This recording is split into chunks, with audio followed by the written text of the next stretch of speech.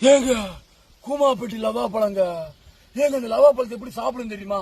லவா பழத்தை எடுத்துக்கோங்க, எடுத்து வாயில வையுங்க.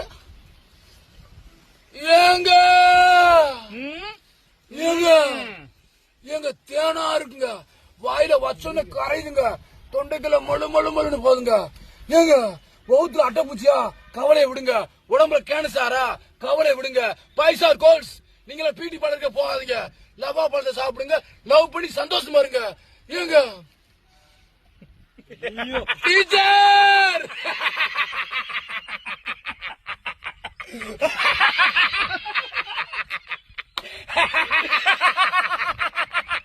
ஏங்க இந்த லவா பழத்தை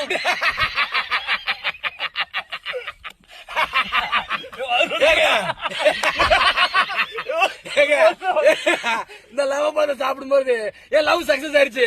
லவ் சக்சஸ் ஆனுமா? நம்ம லவா பழத்தை சாப்பிடுங்க, சக்சஸ்.